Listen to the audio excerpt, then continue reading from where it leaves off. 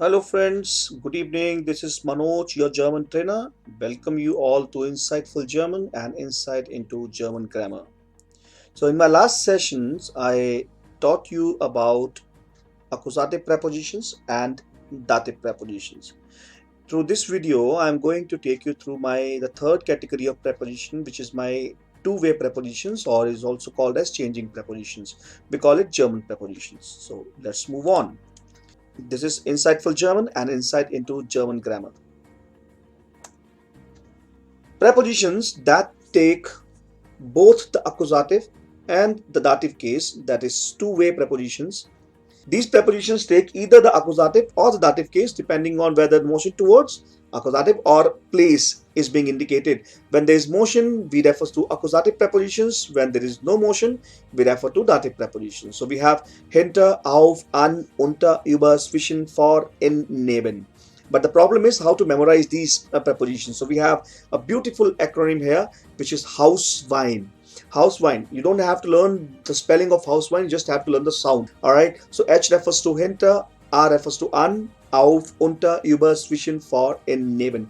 It's not the perfect mnemonic, but better than nothing. With these prepositions, you will often be faced with the dilemma of not being able to decide whether a given context indicates motion or place, as it would not seem to be either. In such cases, you simply have to learn which case is appropriate to the context. Example, sie ist über 90 Jahre alt. She is over 90 years old. This example is in the accusative as indicated by the lack of dative plural.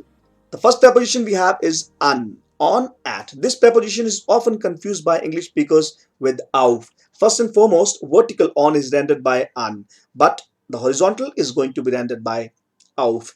Example, der Lehrer hat die Weltkarte an die Wand gehängt. As we see, the Wand is the vertical object, so it is referring to an. Alright, klopft ans Fenster, which is accusative. Die Karte hängt an der Wand, it's dative, as no motion is there.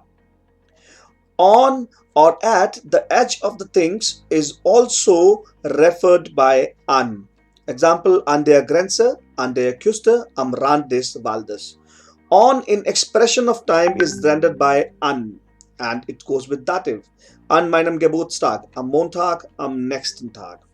The next is auf, on. When something is placed on a horizontal surface, on is rendered by auf. Example, ich habe die Zeitung auf den Tisch gelegt. It is accusative. Die Zeitung liegt auf dem Tisch is dative. We have hinter, which is behind. Hinter corresponds almost exactly to behind.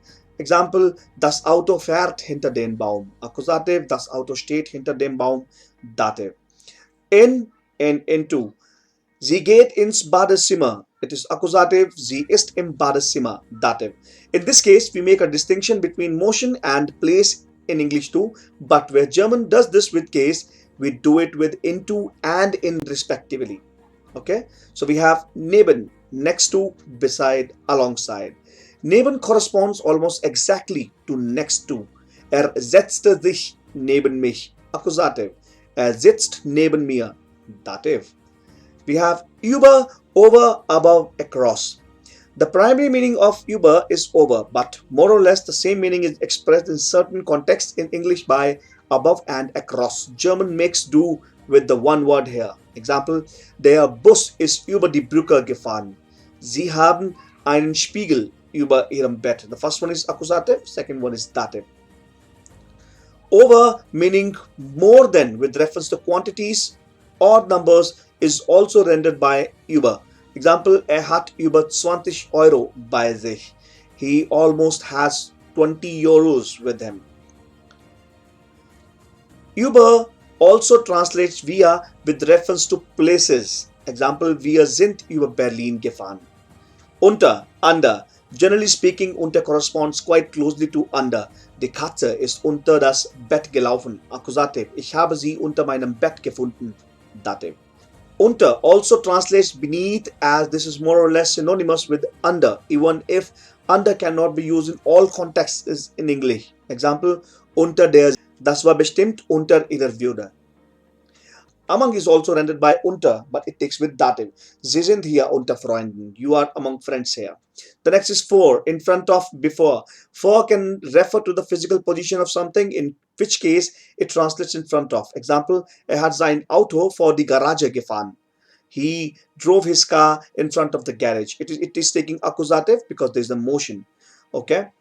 Ich habe auf dich ganzen Tag vor dem Supermarkt gewartet. I waited for you for the whole day in front of supermarket. As there is no motion, it is taking dative. For can just as commonly refer to time, in which case it translates before and always takes the dative.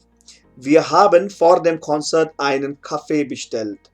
For is used to translate to when telling the time. See example, es ist Viertel vor 8. Zwischen, between. Zwischen corresponds more or less exactly to between. Example, er setzte sich zwischen mich und meine Frau. Accusative. Er sitzt zwischen mir und meiner Frau. Is dative. So thank you very much for watching. For more videos, click on subscribe button and press the bell icon for regular updates. Subscribe to my channel Insightful German and Insight into German Grammar. Thank you very much. Have a great day. I'll be back with my next session. So till then, have a great evening.